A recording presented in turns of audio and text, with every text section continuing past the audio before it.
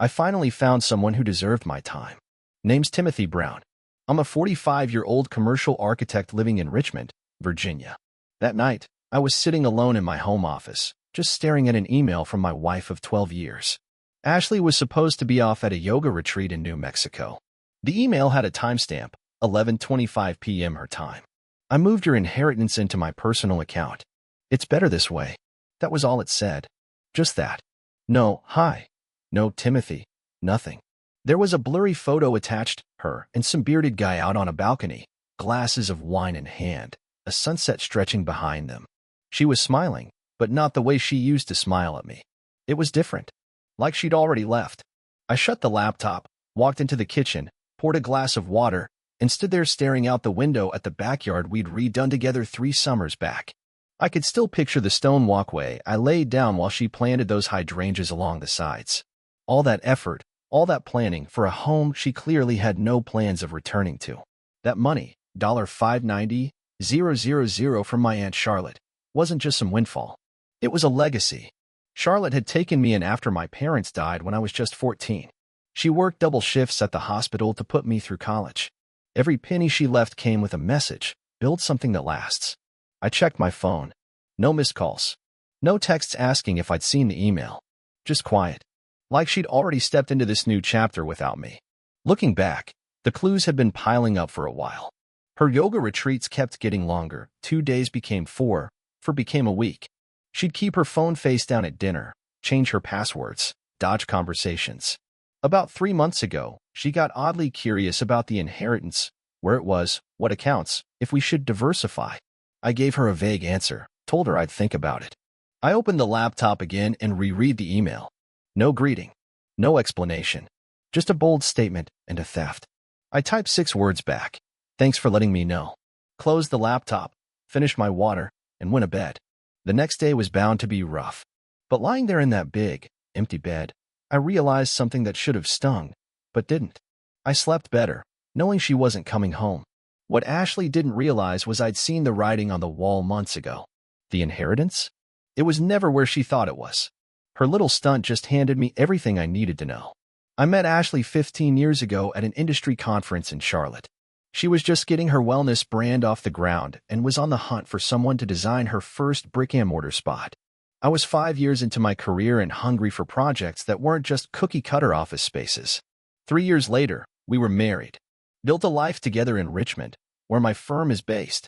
Bought that Craftsman on Victory Drive, the one with the wraparound porch she always dreamed of. No kids. That was her decision. The business is my baby, she'd say. I got it. My buildings were mine. For a while, it worked. I designed.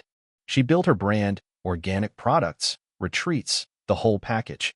We traveled, threw dinner parties, looked good both in public and on paper. Then Aunt Charlotte got sick. The cancer came fast and didn't give her a chance. I took 6 months of partial leave to care for her in Atlanta. Ashley visited twice. Said hospitals made her feel awful. I didn't argue. When Charlotte passed, she left everything to me. I didn't know she'd been so wise with her investments. Ashley didn't either, but once she found out, she suddenly wanted to talk about our finances. One night over dinner she said, we should use it to grow the business. She meant her business. I need to think about what Charlotte would have wanted, I told her. That was the first crack. Just a hairline fracture, but it was there. More followed. Ashley started traveling more, research, meeting suppliers. Her calls got shorter. Sometimes I'd hear voices in the background that went silent when I asked who she was with. One day, our neighbor Matthew stopped by while Ashley was off at another team retreat, this time in Albuquerque. Saw someone dropping her off the other night, he said, like it was nothing. Late, huh? Thought you were out of town. I had been. A 3-day work trip in Boston. I thanked him for the bread his wife had sent and didn't ask questions. Just stored it away. Then came the password changes. Apps locked down that had never been locked before. Any time I brought up money, the conversations would suddenly fizzle out the moment I got specific. One night, I spotted her out back, whispering into her phone, laughing in that light, carefree way she hadn't used around me in ages. Just Helen from the studio, she said when she came inside. Helen had quit the business 8 months ago. I just nodded, said nothing, and watched as she poured herself another glass of wine and shifted the conversation elsewhere. Our foundation was crumbling, and only one of us was willing to admit it. 2 weeks before she left for what would turn out to be her final retreat, I got a call from my firm's financial advisor, Mark. Someone's been trying to access info about your trust accounts, he told me. They're using your personal details, but they can't get past the security layers. Which accounts? I asked, though I already had a good idea. The inheritance, he said. They used your last 4 digits, but they couldn't answer the security questions. I thanked him and hung up. Then I sat at my desk for a long time, just thinking. That night, Ashley brought up our finances again. Don't you think we should simplify everything? She said, not really looking at me. Too many passwords, too many logins. It's just silly. You're probably right, I told her. I'll run it by Mark. The next day, I drove up to Atlanta and met with Clara Boyd, and Charlotte's attorney for 2 decades, and now mine. I told her everything. No drama, no accusations. Just the facts. After I finished, Clara leaned back and said, your aunt was smart to set things up as an irrevocable trust. That money's protected, no matter what happens in your marriage. Then her face shifted, hard and serious. And if someone tried to move funds without legal access, that's attempted financial fraud. We're talking serious consequences. I nodded. Let's get it all on record. I want alerts for any attempts to mess with the trust, access, changes, anything. When I got back home, Ashley was packed and ready to go. She gave me a quick, distant kiss before heading out. I might stay longer this time, she said at the door. Really dive into the work. I helped load her bags, watched her pull away, then went inside and opened my laptop. I didn't go digging through her messages. I didn't call her friends or check her GPS. I just opened our shared cloud drive, the one we used for home stuff. In a folder labeled Home Renovation Ideas, I found what I was looking for. Documents she forgot to move. Screenshots of my accounts. Copies of statements. Notes about transferring funds. A picture of a whiteboard with numbers scribbled all over it. My inheritance amount, minus 20%, with the words transfer fee underneath. She'd been planning it for months. I shut the folder, then walked through the house, the furniture, the art, all those curated touches that told the story of a couple we were pretending to be. Oddly, I didn't feel angry or heartbroken. What settled over me instead was something else, clarity. For the first time in a long while, I could see our marriage clearly. It had turned into a transaction, one she was ending now that a more profitable offer had come along. I slept in the guest room that night. Next morning, I started making phone calls. By the time her email showed up 5 days later, I had already set the wheels in motion. When I read it, I didn't react. No dramatic reply. No begging or confrontation. Just quiet, deliberate action. First, I forwarded the email to Mark and Clara, adding one note, documentation requested. They both replied. No questions asked. They understood. Next, I called Lucas Jennings, divorce attorney Clara had recommended during a just-in-case conversation we'd had months back. His assistant put me on the schedule for that afternoon. Around noon, Ashley finally texted, "Did you get my email?" I replied, "Yes." A few minutes later, she followed up, "That's all you have to say?" I didn't respond. Instead, I drove to Lucas's office downtown, where Clara joined us on video. Lucas looked through the materials Clara had sent and said, "This attempted transfer? It creates a solid paper trail." He glanced up at me. "And that, along with a few other things, puts you in a strong position. The money came from my aunt. It was an inheritance, never mixed in with any marital assets. It was held in its own trust, properly managed. And now, she had essentially confessed to trying to access it without permission. So what's the next move?" I asked. "File for divorce right away," Lucas said. "Cite financial misconduct. Virginia doesn't play the no-fault card when there's evidence of fraud." I signed the paperwork before I walked out of his office. At 4:30 that afternoon, my phone rang. Ashley's name popped up. "You're being childish," she said as soon as I answered. "No hello. No small talk. This doesn't have to be messy." "I agree," I told her. "Then let's be adults about it. The money's already been moved. Fighting this is just going to cost more in legal bills." "Where are you staying?" I asked, steering the conversation away. She hesitated. "Why does that matter?" "Just wondering where home is now." "Timothy, stay focused. We need to talk about the financial arrangements. My attorney's working on a settlement offer. Let's keep it clean." "Who's your attorney?" "Brian Keller. He's reviewing everything as we speak." I jotted down the name. "That's good to know. Thank you, Timothy. Are you even listening?"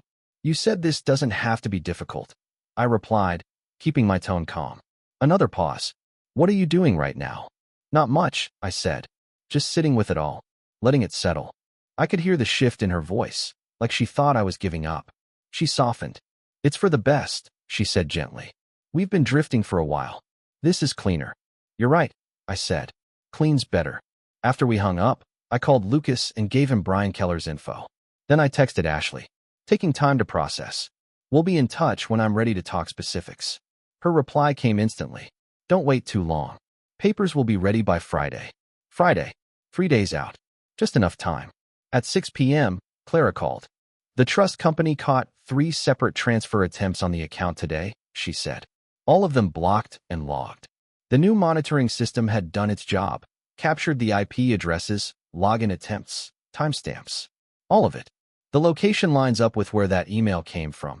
Santa Fe, New Mexico. Not Albuquerque. She paused. There's more. The system flagged unusual activity from last month. Someone logged in from your home network, downloaded account info and transfer instructions. We've got the timestamp and device ID. I thanked her, then ended the call. The house felt quiet, too quiet. Less like a home now, more like a crime scene. I walked into the kitchen, grabbed that bottle of 20-year-old scotch we'd been saving for our 15th anniversary. Poured myself a couple fingers. Ashley thought she was setting the trap. Turns out, she walked straight into it. The next morning, I got a call from Brian Keller. His tone was cautious, polished. Mr. Brown, I'm representing your wife in the separation. She's indicated you're open to a straightforward settlement. Is that correct? Is that what she told you? A pause. She said you were aware of the situation. And by situation, you mean? Specifically, the division of assets, including the recent inheritance. She's shown you documentation for that. She's provided account statements, he said carefully. From around 3 months ago. I made a note. She also mentioned that transfer confirmations are coming from the bank. I see. I said, keeping my voice flat. And has she explained how the inheritance was structured? That it's held in an irrevocable trust from my late aunt? That, legally, she couldn't have moved that money even if she tried. Silence. Mr. Keller, I continued, you might want to verify what you've been told before proceeding. My attorney will be sending all the relevant documentation to your office today. After hanging up, I drove over to Brightstone Bank, where Ashley and I kept our joint accounts. Raymond, the branch manager, greeted me. He'd helped us refinance our mortgage a couple of years ago. I'd like to go over the recent activity on all our shared accounts, I said as we sat down in his office. He pulled up the records, and I watched his face tighten as he scrolled through the screen. There've been a number of sizable withdrawals, Raymond said, his eyes still on the screen. How big are we talking? I asked. He turned the monitor so I could see. Regular transfers had been made from our joint account to another account I didn't recognize. They started small, $2,000, then $3,500, but steadily increased. The latest? 47 grand, just 2 weeks ago. I pointed at the receiving account number. Is this with Brightstone? Raymond shook his head. Nope. That one's external. Northern Lakes Credit Union. I'd never heard of it. Can you print the transaction history for the last 6 months? He nodded and went to work. While I waited for the printouts, a text came through from Lucas. Keller requesting urgent meeting. Tone significantly changed. By the time I made it back to Lucas's office, the puzzle was coming together. Turns out, the Northern Lakes account had been opened in Ashley's name 8 months ago. The address tied to it? An apartment in Santa Fe, New Mexico. Altogether, she'd withdrawn $175,000 from our joint accounts, bit by bit, but steadily. She's been setting up a new life, Lucas said. While still living off mine, I added. We were going through the bank statements when Lucas's assistant poked in. Brian Keller was on the line. I've reviewed the trust documents, Keller said, his voice tight. It appears my client may have misrepresented elements of the financial situation, including her ability to access those funds. So that's a yes? Lucas asked. That appears to be the case. With this new information, Keller continued, it may be best for everyone if we approach this differently. My client's already filed for divorce on grounds of financial misconduct, Lucas said, and the evidence speaks for itself. After the call ended, Lucas looked up at me. He'll be dropping her by the end of the day, he said. No decent attorney wants their name tied to this kind of mess. What about the money she did take from the joint accounts? We'll include every dollar in the filing. Document it all. Let her explain to a judge why she secretly rented an apartment and drained shared assets over the course of several months. I nodded, though I felt strangely numb. The betrayal cut deeper than I'd expected. This wasn't something she did in a moment of weakness. It was deliberate. She'd mapped it out, all while sleeping next to me, eating dinner with me, making weekend plans. There's one more thing, I said quietly. I need to know who he is. Not for a confrontation, I added. Not even for the case. I just need to understand what I missed. All of it. Lucas nodded. I'll look into it. That evening, the doorbell rang. I opened it to find a courier holding out an envelope. Delivery for Timothy Brown, he said. Inside was a letter from Brian Keller, formally withdrawing as Ashley's legal counsel. Copies were sent to her and to the court. Tucked behind it was a note from Lucas. First domino. A few minutes later, my phone lit up, Ashley calling. I let it ring. She called again. Then again. Then came the text. What the hell did you do? I didn't reply. I was standing at the kitchen counter eating a sandwich when an email came in from Clara. The subject line was simple. Update. The trust company had finished their investigation into the access attempts. Over the last 3 months, they'd logged multiple unauthorized attempts, each one documented with IP addresses and timestamps. The report was attached.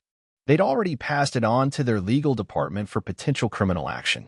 No action required from you at this time, Clara had written. But be advised, the path is open. I forwarded everything to Lucas. Just after 9 p.m., another text from Ashley. We need to talk now. I replied. Through your new attorney, when you have one. Her response came quickly. You've completely overreacted. I was mad when I sent that email. I didn't actually move anything. That's not what the logs showed. Then a pause, followed by, what access logs? I didn't explain. I just sent back one question. Who is he? 20 minutes went by. Finally, this isn't about him. Name? I typed. Another delay. Noah. But he's not important. Noah Strickland. Just a friend helping me through this. You're focusing on the wrong thing. I didn't reply. I looked up the name. Noah Strickland. Turns out, he teaches yoga in Santa Fe. Used to be in finance. His LinkedIn said he left the brokerage world 3 years ago to pursue more meaningful connections. The next morning, I met up with Matthew, our neighbor. That guy you saw dropping Ashley off, I started. Would you recognize him if you saw him again? Matthew nodded slowly. Tall, beard, drove a gray Tesla. I pulled up the photo from Ashley's email and handed him my phone. This him? He squinted at the screen. Yeah, that's him. He was around 5 or 6 times while you were out of town.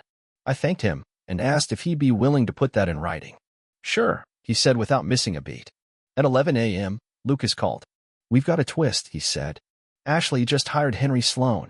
Sloan had a reputation, a high-powered, aggressive divorce attorney known for getting results. Not cheap, but effective. He's filed for an emergency hearing, Lucas continued. He's arguing that all financial decisions were mutually discussed and agreed upon. When's the hearing? Monday morning. 3 days. I thought about the Santa Fe apartment, the Northern Lakes account.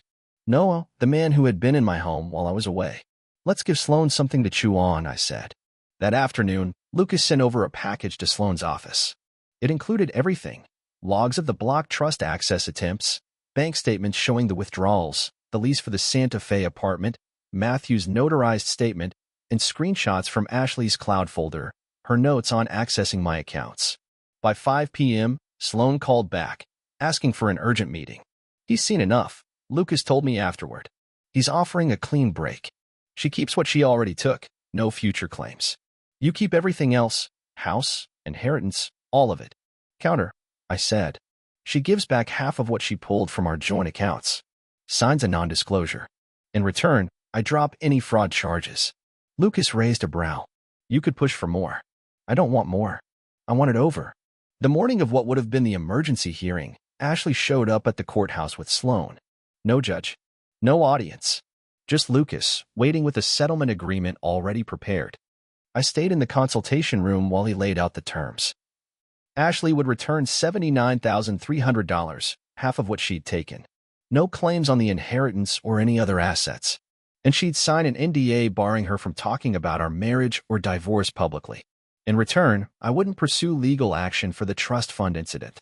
Through the glass, I watched Lucas hand her the evidence folder, photos, logs, statements. Her face went stiff.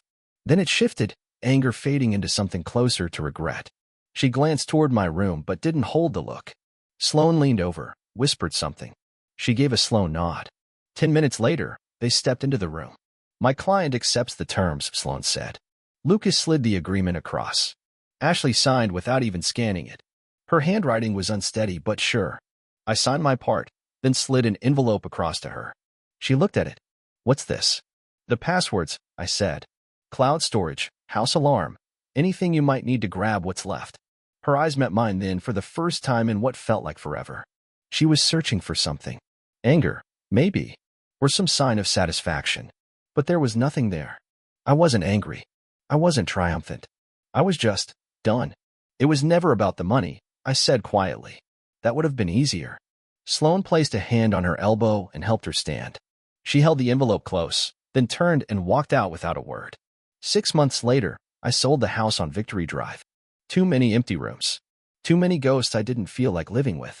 A young couple bought it, a family with twins. They loved the porch, the hydrangeas along the stone path. I moved into a loft downtown, just a short walk from the office. Bought less furniture. Kept fewer things.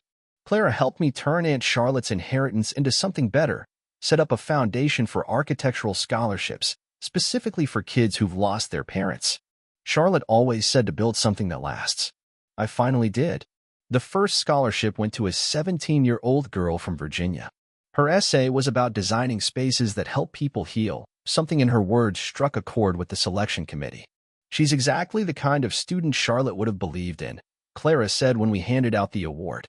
I found myself thinking about my aunt more often these days. Her grounded advice, her quiet belief that building something meaningful took both imagination and vigilance. She always said vision wasn't enough. You had to protect what you built. One afternoon, I was grabbing my mail in the building lobby when I noticed an envelope with no return address. Inside was a check for exactly $79,300 and a shorthand-written note. The rest of what I owed. No name. No signature. None needed. That night, I wandered down to the riverfront, same place where Ashley and I once talked about opening a joint venture. She'd run the wellness side. I designed the space. A dream that, in hindsight, had died long before the marriage itself did.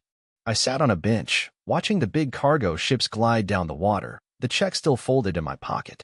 I'd deposit it tomorrow, put it straight into the foundation. One more scholarship. One more brick and something meant to outlast me. As I sat there, my phone buzzed. Text from Mark. Dinner's still on for 7. Ringing that architect I mentioned.